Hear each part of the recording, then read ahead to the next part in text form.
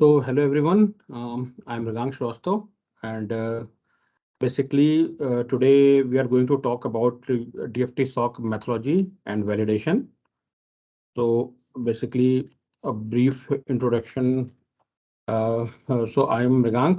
I am serving as a principal engineer in SoC DFT MPU organization. I have over 10 years of experience in SoC DFT domain, and I have done my master's. Okay, after that, almost more than 10 years in DFT domain.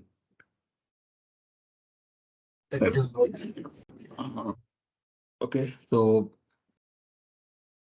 going ahead, today the agenda is basically what is the need for DFT?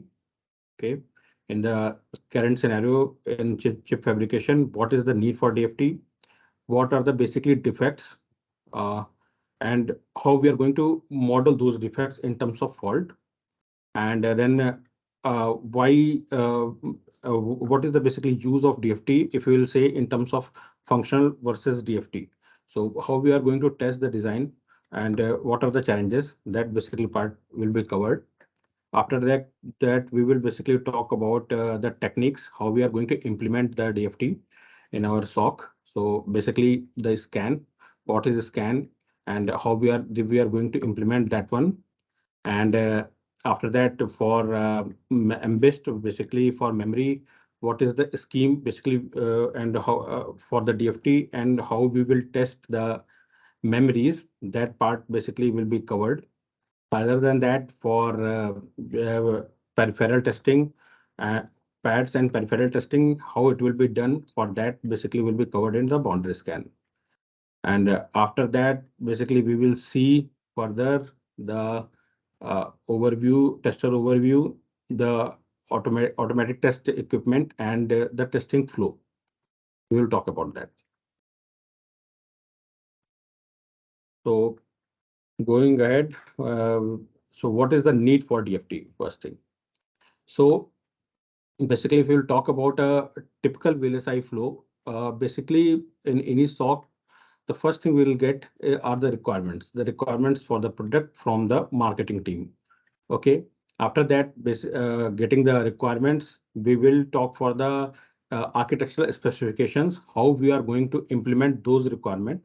We will talk about that. Means, after that, the main thing is how you are going to code, how you are going to design the logic in order to uh, how you are going to basically design the logic in order to implement, in order to basically meet that architectural specification. That is the stage. After that, we do the verification of the design, whatever the specifications are there, are we meeting with that part. After that, we do the synthesis and implementation. So whatever the logic is there, that is in the form of RTL coding. Basically, now we are going to replace it with the cells, library cells, standard cells, and then all the placement route, STA, and after that, we will go ahead with the fabrication. As soon as the fabrication is done, we'll get the wafers, dies are there. We will do the testing for the dies. We will cut those dies and package it, and we will do the testing. Now, the the fabrication. The most important point is fabrication, and here the basically DFT comes. So fabrication process is itself is a prone to defects and can lead to faulty chips. So in DFT, basically we are going to understand what is the logic basically we can introduced in the design as at upfront, so that after the fabrication is done, we can test the chip, and we will ensure that no faulty chips will be shipped to customer. So we will try as much as coverage in terms of uh, defects which we can catch. So if this is the main flow for complete design, and the DFT basically is there in that sense. So a DFT basically starts going from architecture. Basically, there we will also add our RTL part, our different techniques. Okay, that basically we will use after fabrication. Okay. So now talking about the manufacturing defects. So what is the basically defects? The first thing. So defect is something which can be done because of when your behavior functional behavior is not going to met. So something anything during the manufacturing process, it can be due to the impurities available in the environment. It can be in the material what it is getting used to fabricating the chip. Also the doping material. So any impurity can basically create a defect. And in that sense, basically, whatever the functional architecture is there, the functional specification, you're not going to met. So this is something, what is the defect? So uh, if you'll see, basically we have the metal tracks. So any impurity, any kind of environment uh, impurity, any doping or any material related, that can basically cause. You can see as it. You can see here. You can see uh, impurity is placed here during the manufacturing process. So if this impurity is a connecting type of impurity, so it is a kind of short between these two metal tracks. And in the same way, if this impurity is a non-connecting type, this is a kind of a open uh, impurity. And even about the lithography process, the fabrication process, this is also defect prone. You can see the track which used to be like that, but during the manufacturing, uh, the kind of a deformation happened. So this you can see the track, it's not a uniform, and even during the lithography, deformation happened. It's a kind of open created here. And the same way, these two tracks, those came too close, more material was deposited here, and a kind of short happened here. So this kinds of defect basically introduced during the manufacturing.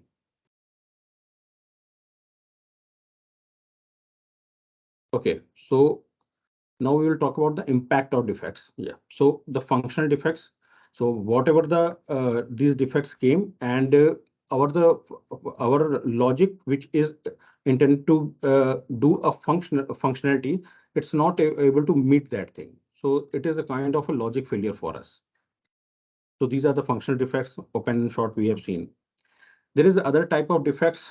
These are the speed defects. So basically, when we are doing our specification, we are creating basically logic. In that time, we have designed a logic to be, work on a certain parameters on certain frequency. But due to the time of manufacturing, there is some defects came, and which are basically hampering the timing and performance of the design. So the design is not able to meet the timing for which it was it used to be as per the specification. So the reason are the weak transistors, resistive as these are the cause of speed defects.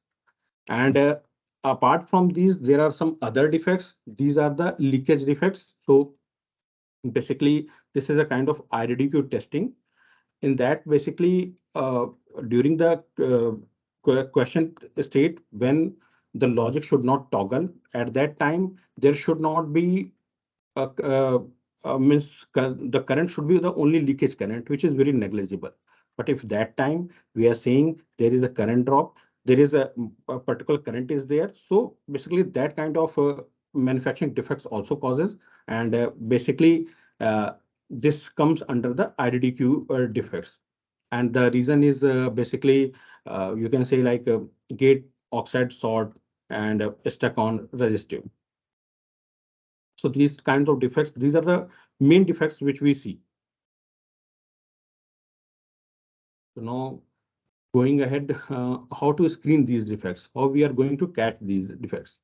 So basically we have to verify each device, because when we are saying we have created a chip, so this is our responsibility. So whatever we are delivering to our customer, it should be defect free, it should work functionally, it should work as per the specification. So in order to verify this, basically how we will do, we as soon as the fabrication done, we will apply a stimulus. And after applying a stimulus, we'll talk more about that. We will see the response of the device.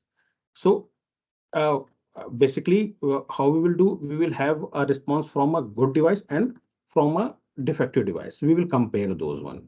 If we will see if there is a device under test and we have a uh, good device response, we will compare those.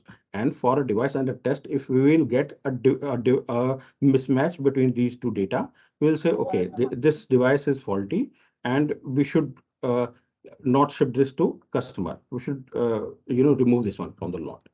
So basically, in that sense, we applied what we call it. This is stimulus. This is a pattern.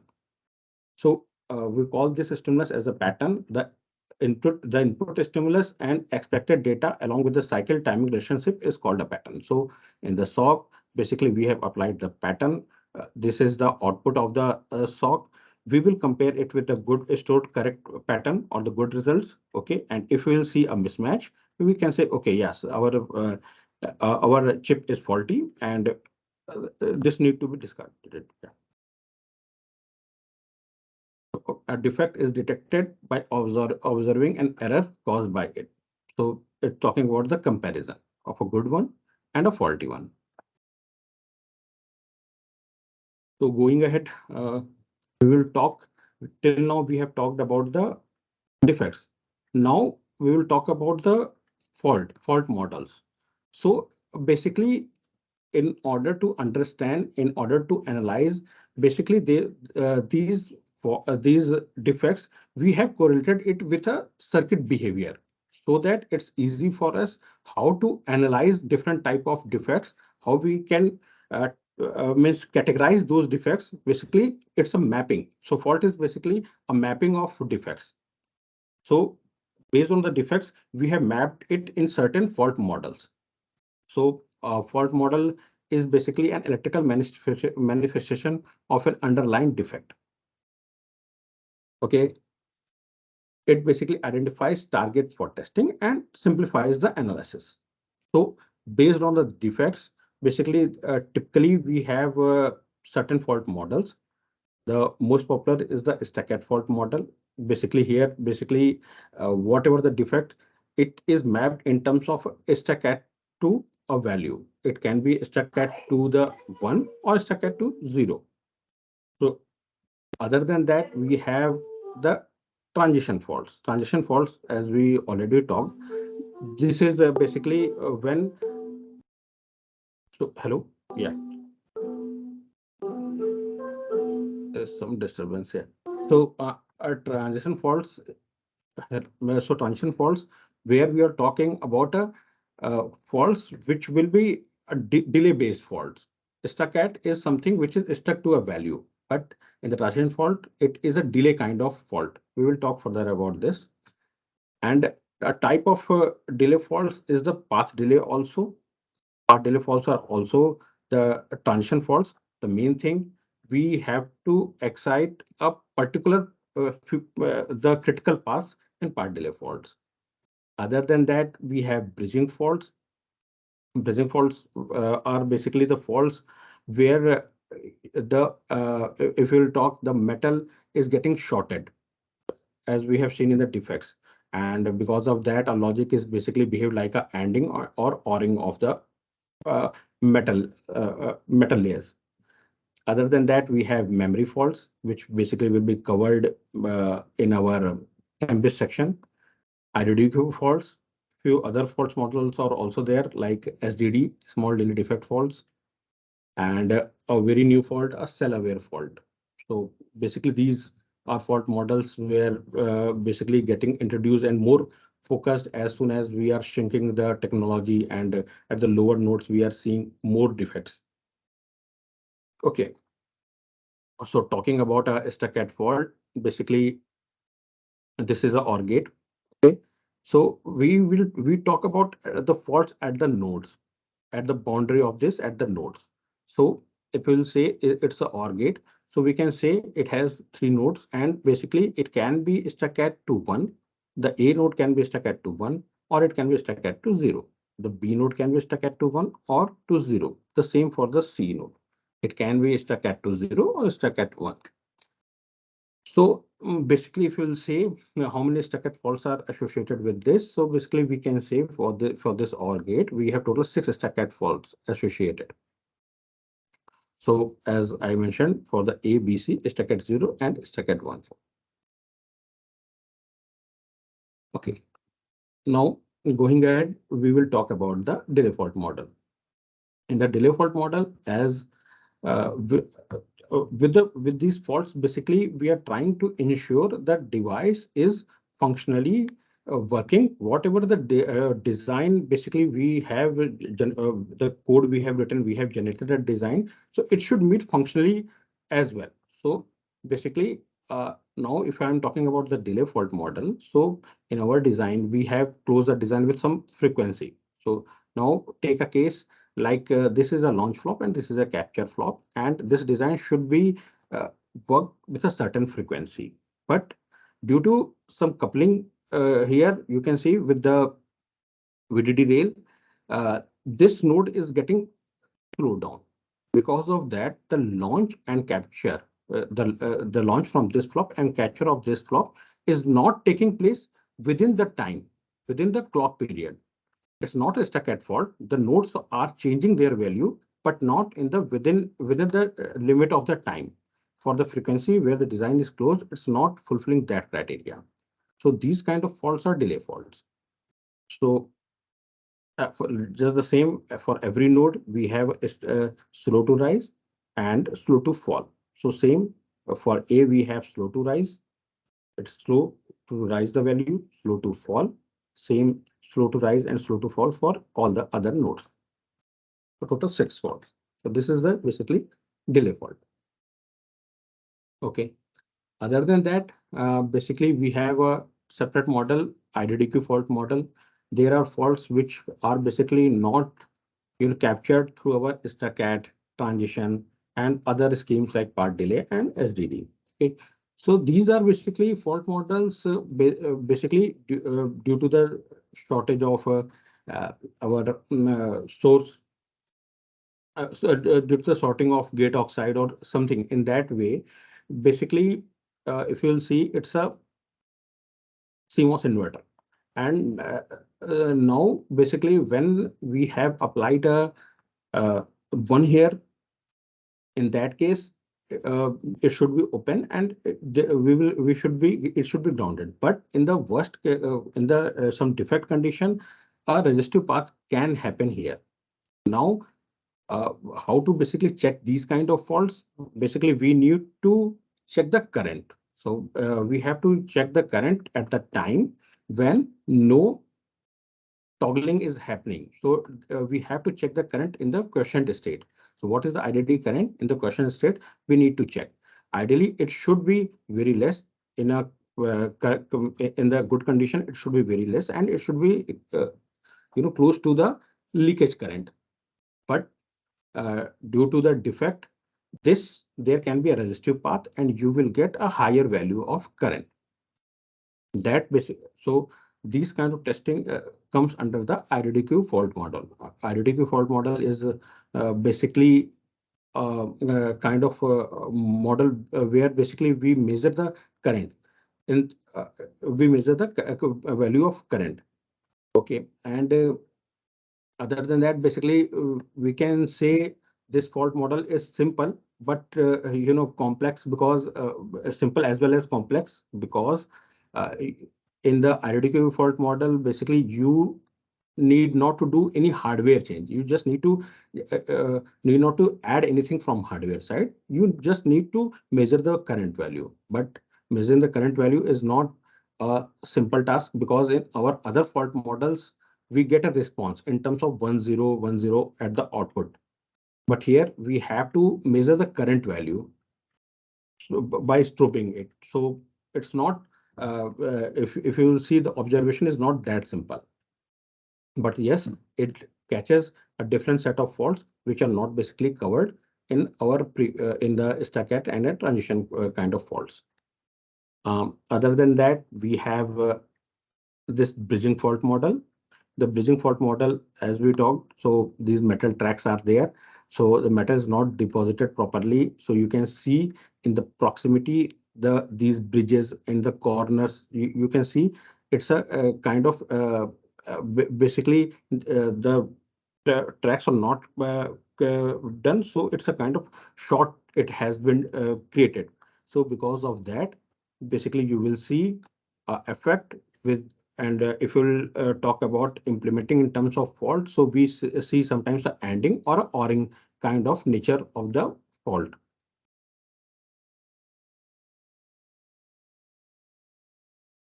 So why we should focus on test?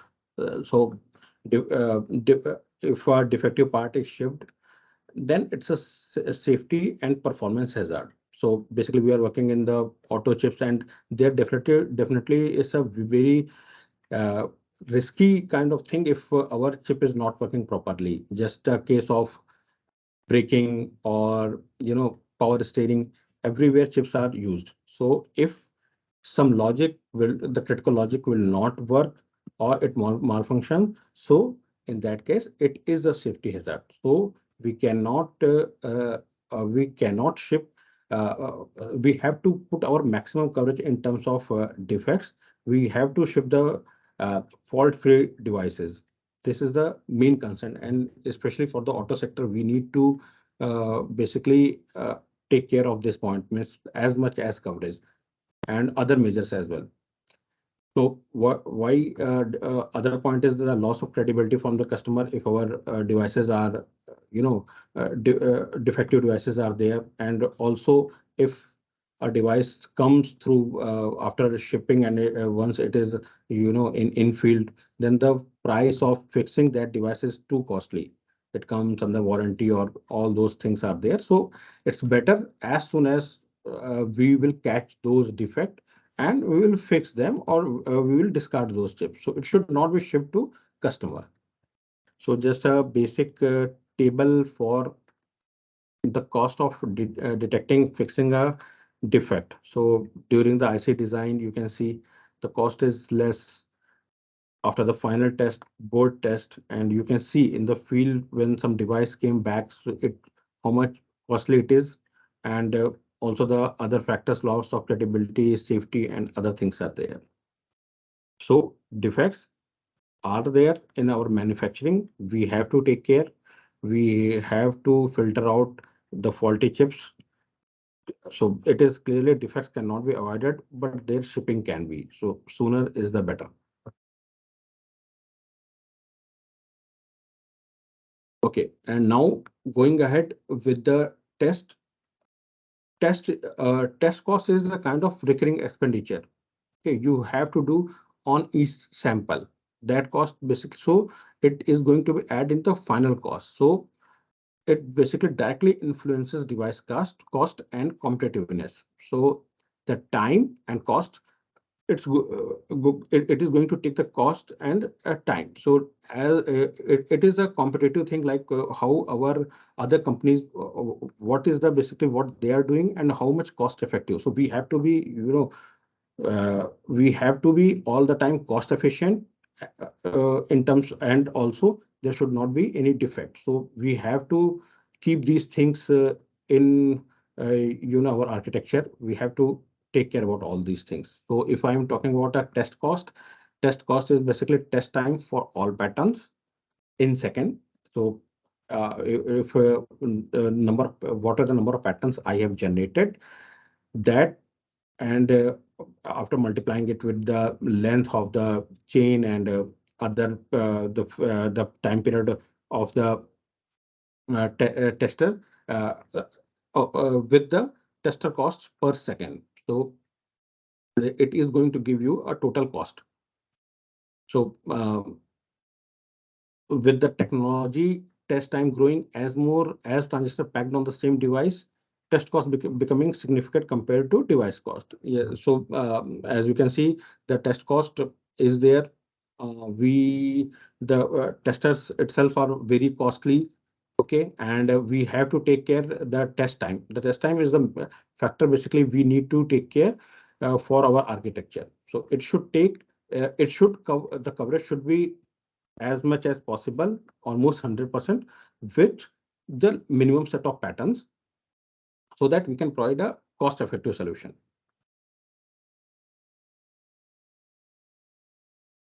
So the point is basically why can we use a functional test? So basically we are talking about DFT testing. So one question is kind of like can't we use the functional test to give as we do at the time of closing the device performance. Basically we have some kind of uh, we have some kind of functionality that basically we verify with the functional test. So can't we use those same tests during the after the manufacturing?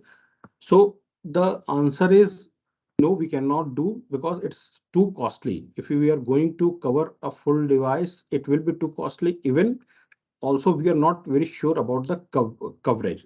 So if you see a basic example, this is a 3-input AND gate. So for a 3-input AND gate, basically how many if we are doing a functional test, how many number of uh, uh, patterns are required, vectors are required. So it will be 2 to the power 3. Now, this is the functional test. So we will just see the pins and we will say, okay, this number of vectors we will apply and we will see the output. And if we are getting the desired output, we can say, okay, this is at least defect free. Now, for our DFT, basically we don't go ahead with the functional point, but basically we go in the structural testing.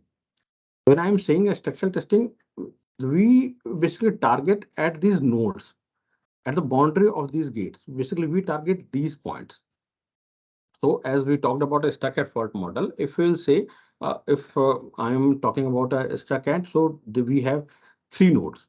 And this is the fourth. So how many number of patterns basically we need? So see, this is the table basically is there. Okay. So now basically you, how many number of basically inputs we require to say this is a defect free. So we are going into the structure of that testing. We see the nodes. So we will check for stack at 0 and stack at 1 for this A, for B, for C, and same for the this will be propagated to Z as well, the same thing. So if you'll see here, basically as soon as if you see the vector, if you'll see here 1 1 1, if we'll apply a 1 1 1 and if I'll get a 1 here, at least directly I can say okay, there is no stuck at 0 kind of thing present in the whole design. I've applied 1 1 1 and I got a 1. So I can at least say okay, no stuck at 0 is present in the design. So just with a single test, with basically no stuck at 0 we have communicated here. Other patterns which are required, it's 0 1 1 and 101 and 110. So with this, basically this set of patterns, we can say, okay, this is defect free, no stuck at defect is there with these number. But for functional testing, we need these many number of patterns. So as soon as more and more input, this is a very simple case. As soon as more and more inputs are there, basically you can say I need a 2 to the power n vectors for a functional test. But for our testing, for structural based testing, we just need 2 into n. If I'll say n is the number of nodes here, so I will say just stack at 0 and stack at 1 for one node. So how many nodes are there multiplied by 2?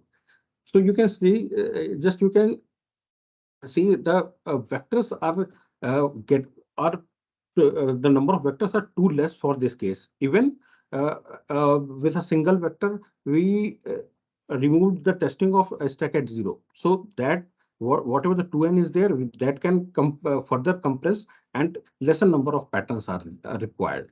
So the same amount with the experiments we have seen. So the same amount of testing which functional pattern is giving, we are getting with a very less number of patterns.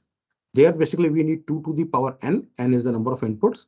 And if I'll say I is the number of nodes, then for a structural testing, it is just 2i and even or less than that. So this is the benefit of structural testing. The same basic example is mentioned about the number of patterns for a 4-bit counter, 2 to the power 4, and but with the structural testing, it done with the 8 patterns only. Okay.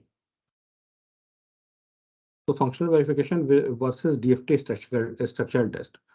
Okay, the functional test as mentioned, so functional test verify correctness of the design, requires large pattern set of exhaustive functional coverage. For the coverage, basically, we need a large number of sets as mentioned. With the n inputs will require 2 to the power n number of vectors. No automation available to generate and debug functional faults. And no quantifiable metrics. So quantifiable metrics. So kind of coverage numbers, those things are not available with the functional verification.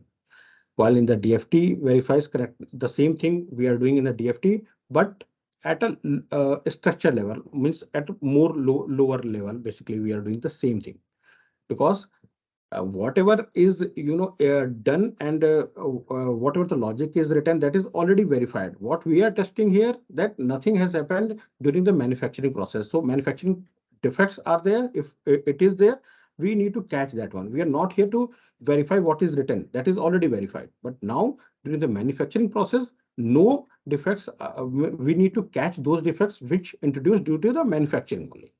So because if we are able to catch those things, definitely the device will work as per their functionality, because it is already verified from the functional patterns during the verification process.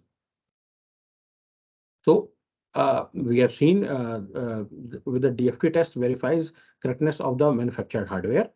Less number of patterns are required. So as I have shown, if we have the nodes or I number of nodes, then just 2 into I, because we either need to check a stack at 0 or a stack at 1. And that is also further, can be compressed based on, the design.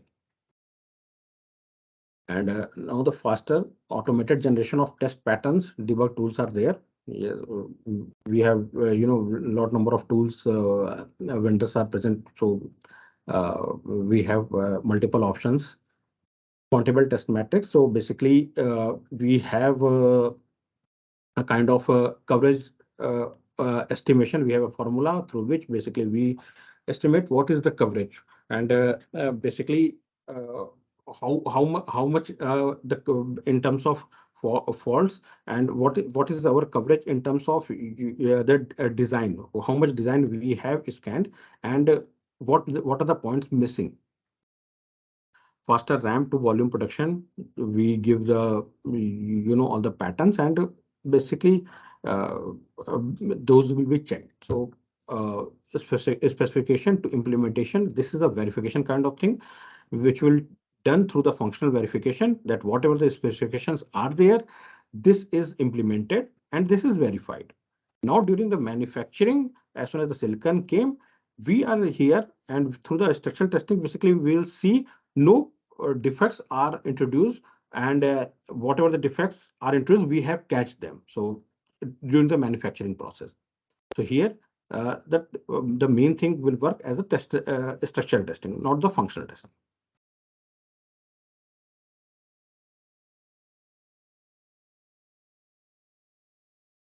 Okay, so what all does DFT do? Basically, design support. So basically, whatever the hardware basically we use to introduce in the design, that part, the test generation we do, and test application and debug support as soon as the fabrication is done. That part basically we do. So DFT where D presets the T, okay, and focuses on design enhancement for. Yes, so DFT basically focuses on design enhancements for comprehensive and cost-effective testing. We cannot, as I told, we have to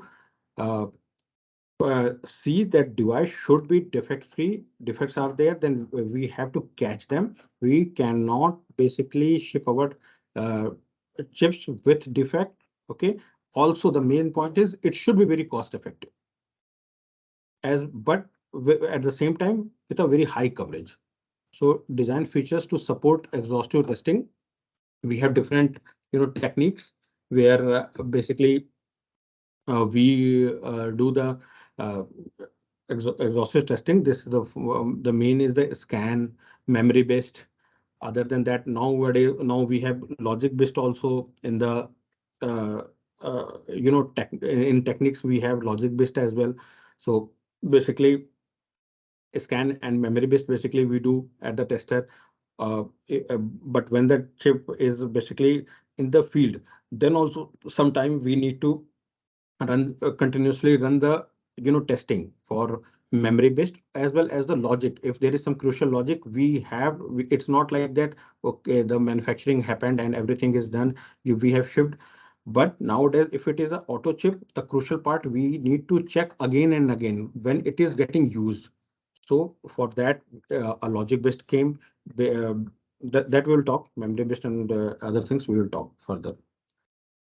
So enable direct testing of critical IPs in DFT. Basically, whatever the critical IPs, the PLS and others, critical IPs, we need to those pins will be exposed at the top in our modes, and we need to check them.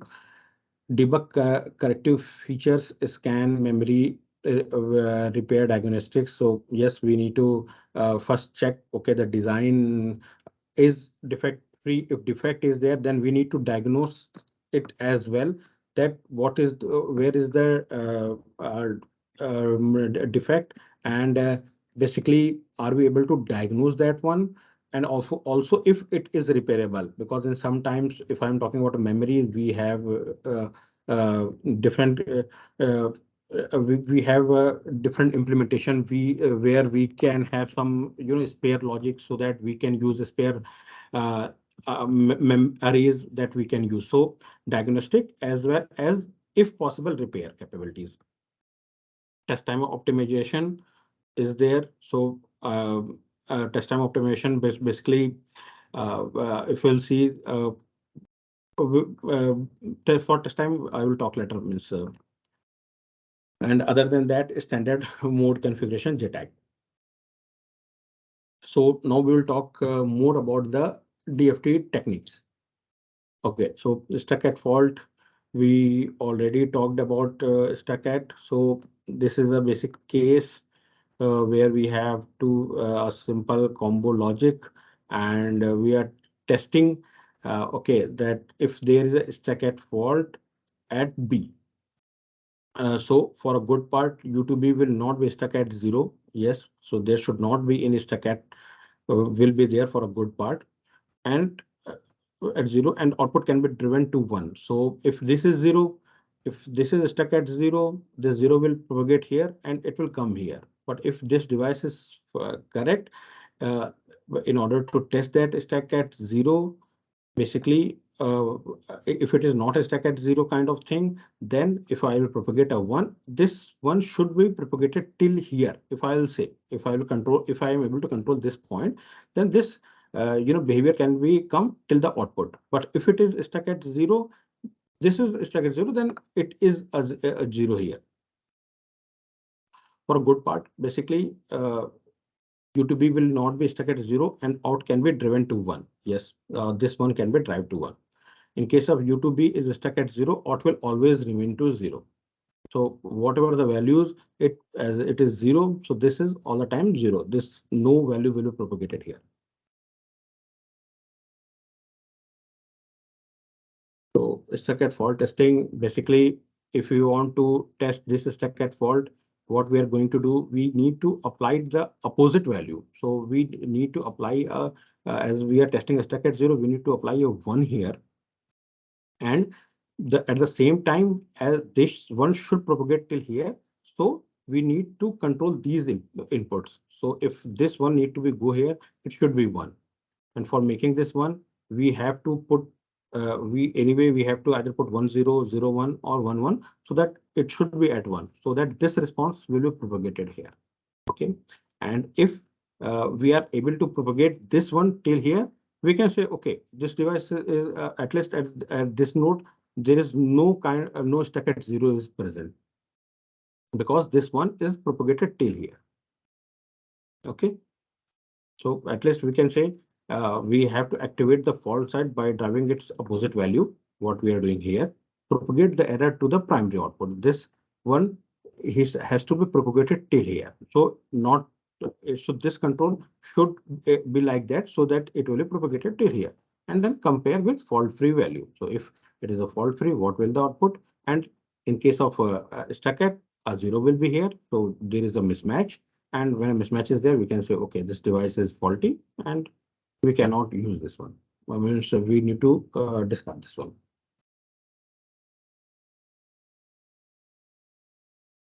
How to test millions of internal nodes in a large stock. So whatever I have showed you, it's a very simple example where we have the controllability of all the nodes. We have the controllability of outputs. But this is a very simple example. Our SoCs are not like that. It's a means millions of internal nodes are present, and we have to test all the nodes. So basically, we need some kind of uh, we we need some kind of architecture which will support our large SoCs. So one thing is expose all internal nodes to primary input and output, but this is not possible. We have millions of internal nodes. How can we basically expose them at the boundary? Not possible for input and output. So basically we came with a solution. The solution is consider that all nodes are option 2 is consider the fact that all nodes are either driven by the primary input or flip-flops. So in our design, almost all the logic the complete logic is basically driven by either the primary interface, primary input, or through the output of some flop. So now what we are going to do, we are going to do some design modification, so that with some design modification, can the state of internal flops can be controlled. So the controllability, if I'll show you the previous slide, the controllability and observability, the controllability at the A, B, these nodes, and the observability, which we have in the very simple example, how we are going to do that one in a complex SoC. So the way is basically as everything is driven through the primary pads or through the some flops. So by changing the a flop architecture, basically we can implement this. That we will see how. So basically, if we have a simple flop, what we will do, we will put a mux here, and for this mux, this D path is the pure functional path, which is basically is present in the design. So the pure functional path is the D path. DFT has created a other path where they from the primary inputs we have a control of SC. There are two pins. There are pins like SD and SE. So these are the primary pins. Okay, so when primary inputs. So basically, when I am going to enable this SE, this path is going to get activated. Okay, so with this, basically, we are replacing the mux with this architecture. Sorry, the flop with this architecture. Definitely, we are increasing the area. So that is basically a issue for DFT. If because of the DFT techniques, area overhead will come, but at the same time, we will get the controllability. We'll see how it is. So this is the combination of cloud. This is our means a path we'll say in our SoC. So basically, when the functional things are implemented, it is something like some primary pins are there, primary bytes are there, clock is there, reset is there, and these are the some flops. And these are at the primary output. Basically, we are some observation we are doing at the primary output, and these flops are getting values from this combinational thing. Some data is going there in the combinational cloud. Again, some value is coming to this. In that manner, basically, we have done a kind of the functional implementation we have done. Now, what DFT is going to do? DFT has replaced these cells. These cells are now replaced with the mux cells, where scan cells basically these flops are replaced with the scan flops. So what we are going to do, we have the primary inputs SE. This is the scan enable. This is one pin. Basically we are going to connect to the select line of each mux or select line of each mux of the flop. So what we are going to do, these are the primary inputs. So as soon as SE is high, we are going to shift in this value. So what we are doing, we are making a kind of shift register in the design. So what we are doing, we are creating a chain. We are creating a chain of shift register. So the kind of controllability we need, we are going to get through these chains. That we'll see how.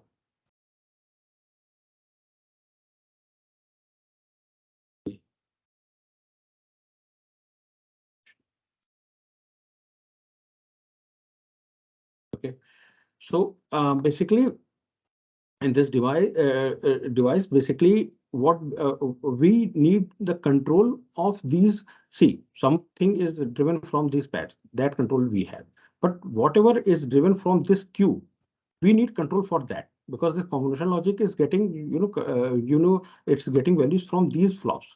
So if we will have a control for these queue, we have the controllability, that control. So how we'll get that one? This scan enable. As soon as this scan enable is high, this path will come in picture. This chain path will come in picture. Now, yeah. So this, sorry. So this path will come in picture, and these scan inputs. We have made this scan enable high. We have made this scan input, whatever the value scan input, we have propagated it to the queue. So as soon as scan enable is high, we have clocked, we have pulsed the clock. So this value will go till here. Okay, in the first cycle. In the next cycle, this value will go till here. And in the same way, in the 3 cycles, we can send whatever the data we want to these queues. Okay, so this kind of controllability, whatever we are getting from the primary inputs, we are trying to get it from these scan inputs. So through these chains, through these shift register, those controllability we are implementing. Okay, so this is one thing we have done. So basically shift mode, this is called the shift mode. In the shift mode, SE, the scan enable pin is set to high. Flops are connected in a serial shift register. It's a chain. Now the capture mode will come.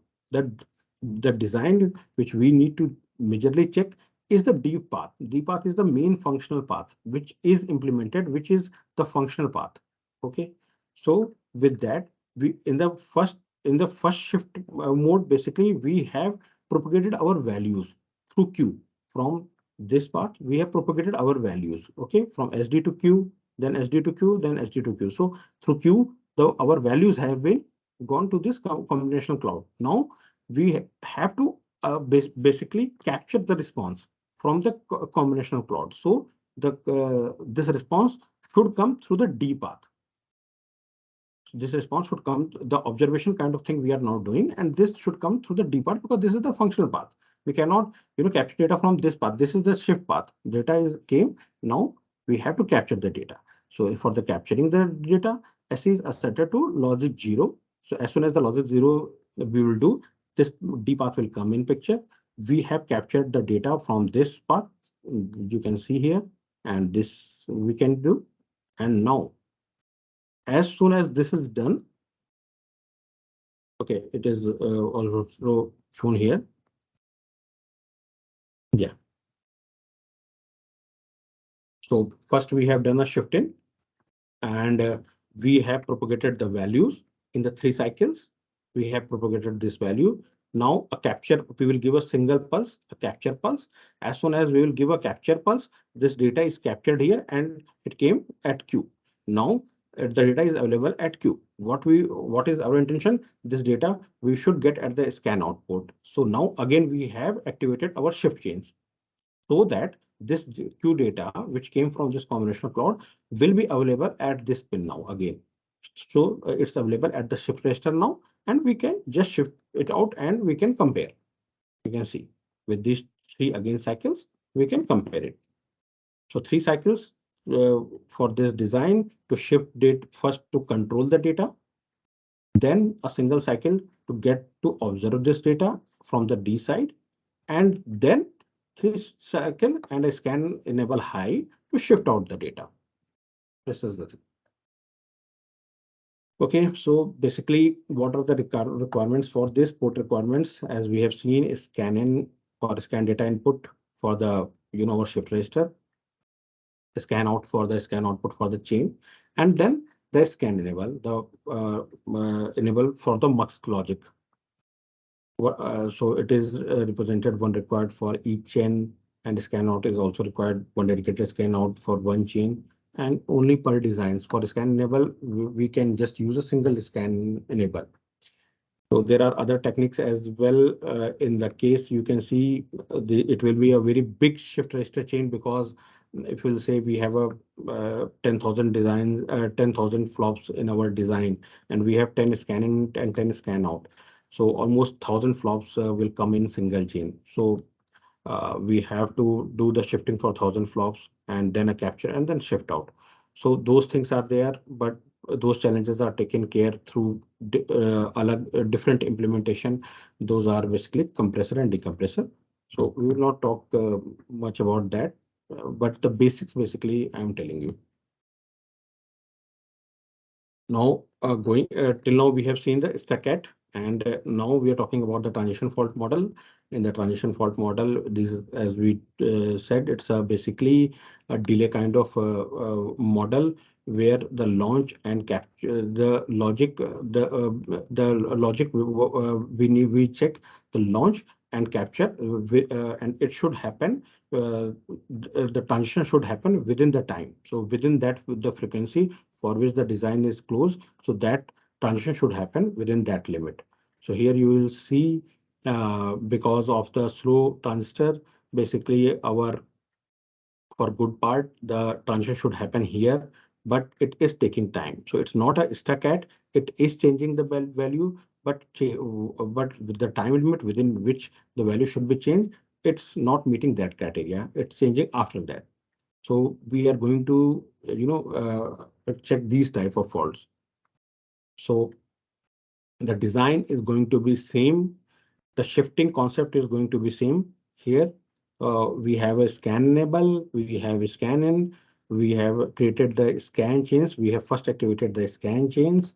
So to feed the values to this combinational cloud, the intention is basically first we will do 3 cycles of shifting so that the value is now shifted and to this combinational part. Now as it's a delay kind of testing, okay, so we have to activate the transition within this range. So the frequency for which the design is closed, what we have to ensure that the design, if this is the flop, it should launch on this, and the result we will get within the limit for the capture flop at this edge. So whatever the transition we are doing in the combinational cloud, it should meet this frequency. The launch should happen here, and for the capture flop, this effect of launching the transition, we should able to capture it in the second phase. This is a very simple design. So yeah, so we basically for this design, we give 2 pulses, not a single pulse, because single pulse will give you a stuck-at kind of testing where we don't need any timing kind of, no delay, no transition kind of things will happen. So in a stuck-at, it is a kind of stuck, but in transition, it's a transition which need to be happen within this range. So here we will do the launch, and for this edge, we will do the capture. So whatever the effect is there, it should be captured here within this range, and then again, as soon as we got the value, so we will do a shift out and we will compare with the expected values. Okay, I told about these two. Other than that, also there are multiple different mode fault models in the transition itself. There are some part delay models. In the part delay, basically, as the tool, there are some, the ATPG tool, which basically we use for pattern generation. It basically tries to activate the nodes. So what basically do, whatever the nodes are the shortest or easiest for it to control, it basically do the transition for those nodes. But what is our intention? Our intention is basically, if we are seeing the path, we should test the paths which are very timing critical. So the paths where the setup, if you'll say the setup limitation, the maximum delays, we will see the in the part delay. Basically, we will see those kind of paths which are critical. Okay, so in the file, the transition is there. After that, the path delay. Basically, we will provide the tool, those the paths which it has to target. So basically, in the path delay model, the ATPG tool, we will provide the set of paths which it has to target. Otherwise, it will target the easiest path within its limit. Within its limit, what way means, if it want a transition here, it will just see from which easiest path it can do. So it will take that path by default. But at the same time, we want to check the critical paths. So for the ATPG tool, we supply the path list that these paths must have to be checked. So it will generate the pattern accordingly. And going ahead, there are a few more faults like SDD, small delay defect.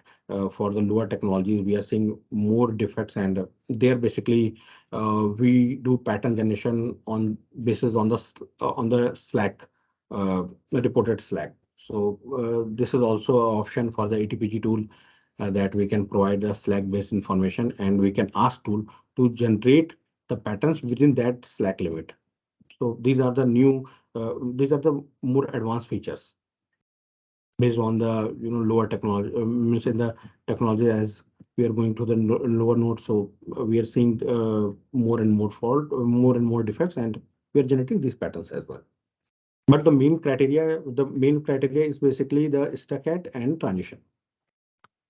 So going ahead, if we'll talk about the coverage, so what are the patterns we made based on that? Basically, a coverage provides the metric to determine in terms of percentage how many faults in the design can be tested by a test pattern. So we have provided the test patterns. Now, what is the coverage of the device we are of the logic we are doing? We can analyze from this. So basically, there are two for main parameters. One is the fault coverage, other one is the test coverage. For the fault coverage, we see what is the number of detected faults and what is the total number of faults present in the design. While if I'll go ahead, this is the test coverage. In the test coverage, basically we do the number of detected faults divided by total number of faults minus untestable faults. So untestable faults are basically those faults which through which are basically which are not testable through our patterns. So none of our patterns are able to test those faults. Also, those faults are basically if so, these are the faults basically which are not going to functionally impact your design. Those are the faults basically which are present in the device, but functionally it is not going to impact your design if it is present. So functionally it is not going to impact the design. So in order to get a more accurate number about the realistic logic we are targeting, we came with the test coverage numbers where the denominator is less as the untestable faults are removed. So we get more numbers. So untestable faults are basically the faults that cannot be tested due to unused, tied, there can be a floating logic in our design. So if there is a floating logic and it is functionally implemented, so it's floating. So it's not creating any, means if we'll say in a broad manner in the functional side, it's not creating any issue. So that's why these faults are removed. And any tied logic intentionally, which we have tied, so that logic, any blocked logic because of these tying value or some redundant faults, those basically are the untestable faults, and we removed this while calculating the test coverage. So going ahead, we have talked about the patterns, and we have talked about the ATPG. Now as we know, almost 60% of our chip is covered by the memories, and memories are basically with every nodes. Basically, memory size is getting increased three to four times. More and more memories are basically getting implemented on the chip. So for memory, what kind of testing will do? It covers that. So basically, if we'll see uh, basic RAM, so it's a basically memory cell array. It's architecture of that RAM, so it's a memory cell array. And the different addressing scheme, how the address will be decoded, and how the column decoding will happen, and how the row decoding will happen, so that we can read or write on the memory cell array. The refresh circuit, the other controls, chip enable, read, write enable, the data. So this is a basically a basic structure of a RAM, the sense amplifier, and other things. Basically, this is the basic structure of a RAM. Now, if we'll talk about the memory bit, if we'll talk about this, the memory cell array. So the memory bit cell, this is not a conventional flop. It's not conventional flop, and gates are there. So basically, each bit of data is stored in a cell composed of several transistors forming a cross-coupled latch. So this is a 6 transistor SRAM cell. Cross-coupled latch is getting generated, is here, and data state remains indefinitely until the power supply is switched off, or until the data state is modified by writing or writing to a memory cell. So this will hold its value till the time if you have done a write to here, it will hold its value till the time you will do a power down. uh, will you do the power down? Okay. Other features are also there, retention and other, but I will not go in that. Okay, so this is a basically memory bit cell.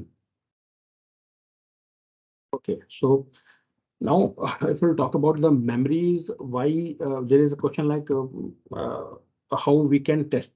So first of all, the memories are deep inside the hierarchy inside the logic. Basically, if you see the memory, the memories are a lot. There are a lot number of memories, and they are basically present in the design. And if you are going to test those memories, the main point is uh, two things. Like you want to test it through the ATPG, one point, but that is not possible. That is not, I'm not say possible, but it's very difficult, because if you are going to test a memory through ATPG, everything you have to, control through pads, and then basically there is a lot of patterns will be made, and you have to do the write and read operation, and that too at a speed. So to do exhaustive testing, you need a lot number of patterns. Okay, so that basically will not work. Also, if you want to independently test a memory, then you need to take its port. You do a lot of muxing, and you try to take that ports at top, because those ports are not available at top, and while you need a lot of muxing, so basically in order to access those one from top. Okay, so what is suggested, like we went in a different kind of architecture, where we have implemented some kind of hardware inside the design itself, so it will basically do a kind of testing of memories whenever it's required. So basically here comes the here the best comes in picture. That is the built-in self-test. For it is for a memory, so memory built-in self-test kind of logic. The logic basically which will design, which will be fabricated, and which will for the testing of these arrays, we will use that logic. So the faults also, the memory faults are also, it's different than our regular faults. We need a exhaustive testing for these faults. So we have stacked faults, uh, the same as logic 0 to 1. Transition faults we talked, where the transition should happen.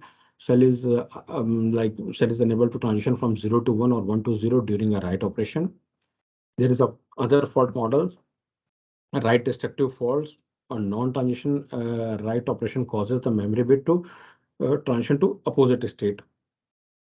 A read destructive, same. A read operation causes a memory bit to change its state. So you are doing a read and the value is getting changed. Address decoding faults, coupling faults. So coupling fault due to coupling to adjacent cell transition on aggressor cell can cause state of a victim cell to change. So by change, if the value of a cell is getting changed due to the coupling, the other cell is also changing its value. So these kind of faults are present in memory. Bridging faults are there. Just we have talked like cause due to short circuiting of two cells, and the behavior after short circuiting can be either and or of two bridges, two bridge faults, sorry, and an or type bridge faults. And other than that, we have a neighborhood pattern sensitive faults.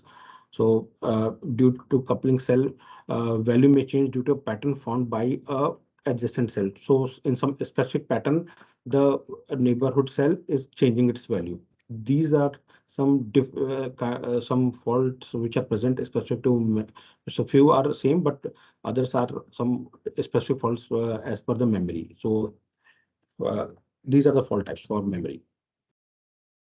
Okay, so how we are going to test the memory?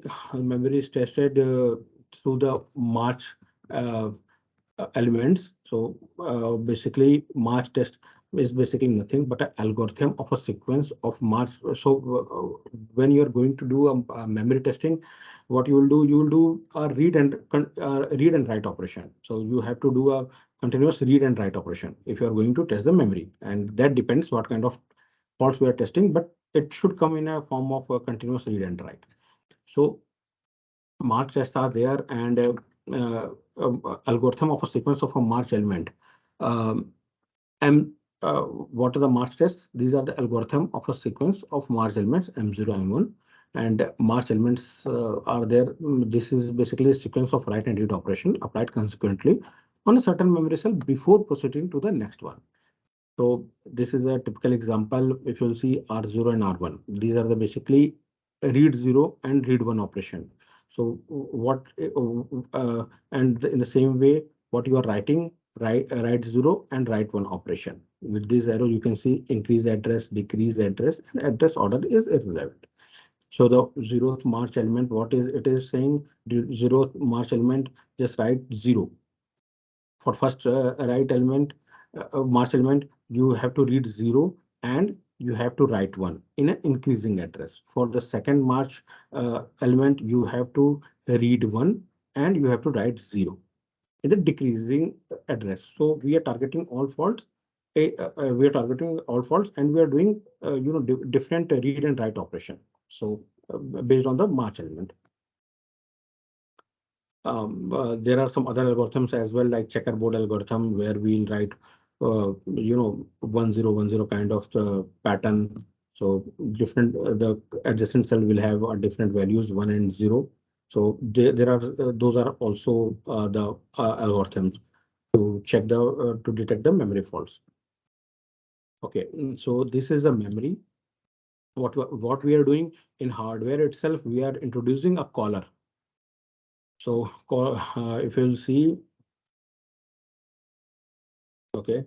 So we have a memory, we have a caller logic. This logic is there to test the memory, and the main point is it will test the memory at memory frequency. So this caller will run at a frequency on which the memory is running, and it will do all the read and write with the at speed, at the speed of memory. And this is our intent. Basically, we have to test as close as functional behavior. So as memory will run, at whatever frequency memory will run, the write and read operation will happen. The same we are going to implement here. So we have introduced a caller logic and a controller logic. Basically, these are the two things are introduced in order to test a memory. And we have a dedicated mode to enable the best, the mbest. So here basically what we are doing, we are we are passing the address. This is the functional path, and based on the best mode, either the functional path will come in picture, or this path will or it will come through the caller. So best caller will control the address data and the controls. It will do the write and read operation, and whatever the operation it will do, it will be controlled through a controller. So if you'll see, it's a if you'll, there is a controller, and it is basically three components are there: the test pattern generator, and test controller, and the comparator. So basically, this complete thing comes inside the controller. Okay, and basically, what are the patterns need to be applied? What are the controls required? And after applying the patterns and taking the output from this memory, it will do a comparison. Based on that, basically, it will generate the signals like B bad, B end kind of signal. B bad is a signal like if it will fault a mismatch, and this will be propagated to a central controller at a relatively lower frequency. So that basically will come to know, okay, after running to this memory, these samples, this we found there is some defect and it's not matching with the expected value, and we can say, okay, this memory is defective. And now there is further things like what basically we do this. There are further means debugging and diagnosis, like do we have this memory has the repair capability, and how we are going to be, if it is repair capability, can we implement that one? So those things are also there. But with this, basically we can check the memory with with the desired frequency. And this hardware basically we will implement during the in the implementation in the RTL phase itself. Now MBEST is there. LBEST, I will not cover about the LBEST, but it is as we will do for the memory. It is for the logic, but it will implement. It will basically use the scan chains, and whatever the already implemented scan chains that it will use, it will control, and it will run the scan basically in for the critical logic in the infield. Now we will talk about the DFT techniques for the JTAG boundary scan. So till now, whatever we have done an in-test kind of testing. We have checked everything for the chip, means whatever the logic present inside the chip, we have done. We have talked about that, but we have till now we have not talked something about the pads and the peripherals, the boundary. So as soon as the chip will go at the board level, and connections will be done with other SoCs. So so that interconnect we also need to be tested. So this will talk about that kind of testing. So boundary scan is used to test chip pads and interconnect on printed circuit board. This is developed by Joint Test Action Group in the 80s, and sanctioned by the standard IEEE 114.49.1 test access board and body scan architecture. And the main focus is to ensure compatibility between all compliant ICs. So if you'll see, this is a basically chip pad. It is a bidirectional. So whatever the value is coming to the buffer, if output buffer enable is active, it will work as a output pad. If input buffer pin is enabled, it will work as an input pad. So the boundary scan, basically, we will add a BSR cell with this chip pad in order to verify the interconnects that we will see how. Okay, so if you'll see the boundary scan cell, this is the functional path. This is a mode which we have the control for this X-test mode, and basically what we are doing, same as the scan chain, we are trying to make a different chains for pads. The intention is we are trying to make chains for the pads. So this is a shift register, and the input to this shift register will come to the another boundary scan register. So we will put this architecture for all the pads. So now there will be some other pad, and this input is coming from that pad boundary scan register cell. So in this way, basically what we are doing, we are making a chain. If you will see this path, we will make a chain. This will go to another boundary scan cell. This is a MUX, and this is the boundary BSR mode. This is the mode we have created, and this is the update register. So now the main thing is basically uh, for the yeah for the basically if some pad is the output pad and some pads are input pads. So for the output pads, basically we are trying to get this value. This we have the control of this shift register. So we are trying to take this value and we are trying to pass this value through this update register for the output pads. In the same way, for the input pads, we are trying to access this through this shift register, through this chain. We'll see what basically will happen. So if you'll see, this is our chip and these are our pads. So the intention is here to make this is a tap controller.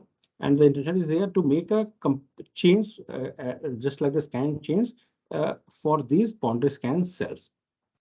So the implement tap control to support JTAG 749.1. All BSR cells are connected serially from a chain.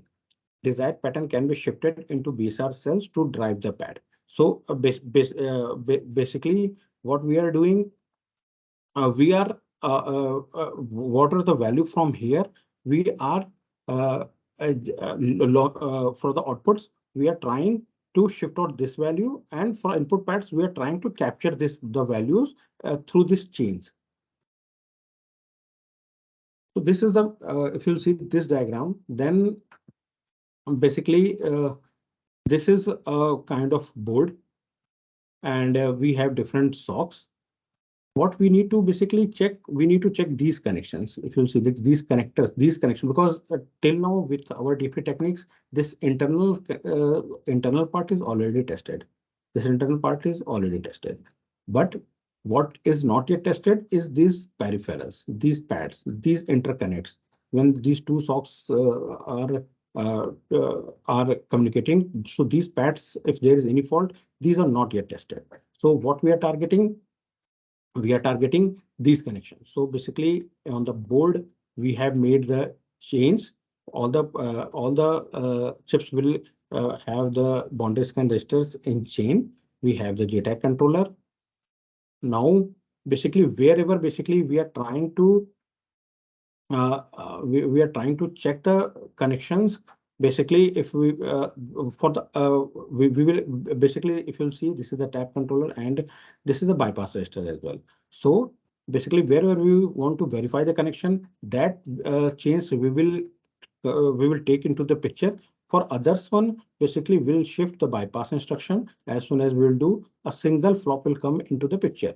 So it is something like single flop. Then if we are testing this one, and then it will go. So basically single flop, this chain we will take in picture, this chain will take in picture.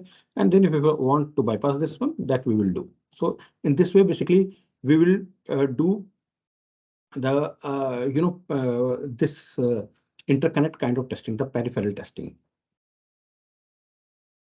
Okay, so we launch from here, we'll capture in this shift register.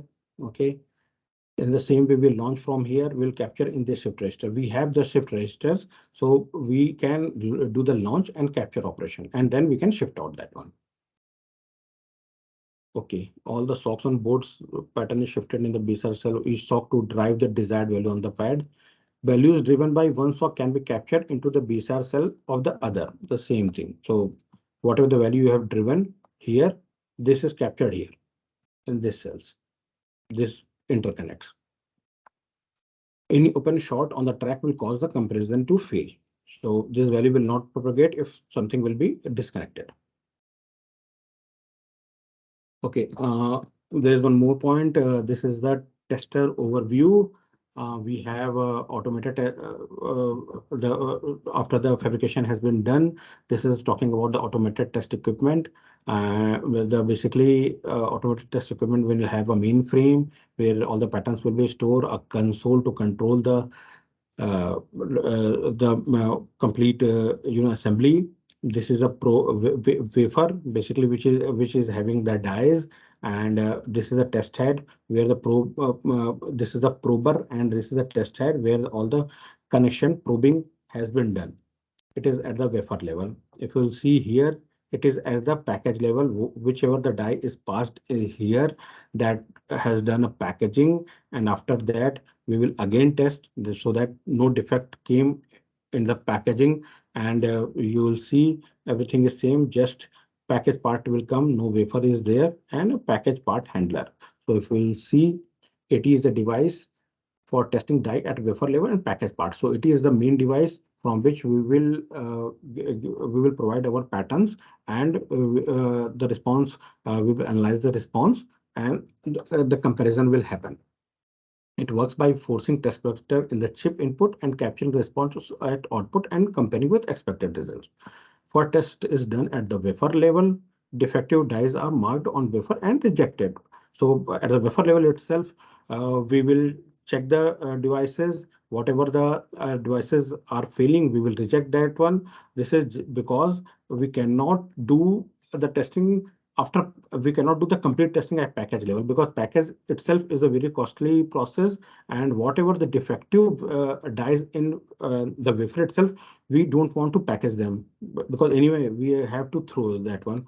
So if you will see, these are the dies in which are failing, and basically this should be removed at the wafer level itself. After that, we, for the correct dies, we will do the packaging, and then again we will do the testing, and if things will pass, we will ship the device. Basically, here we will do the two testing, wafer and package. The main point is to basically reduce the packaging cost. Basically, we should not package any defective dies and throw later on. So if we'll talk again, then here it is yield and DPPM. So yield is basically the fraction of good chips produced during manufacturing. So it is a ratio, basically how many chips are good, and with the number of manufactured. So DPPM is defective parts per million. This is basically talks about the parts which returns after some defects came during the infield. So DPPM can only be measured using customer returns. So this is something should be very less for, especially for our technology and in the auto sector. So we should target almost a zero DPPM, but definitely sometimes the defects are there and it will return, but should be very less. Okay. So yes, that's all from my side. Yeah, that's all from my side.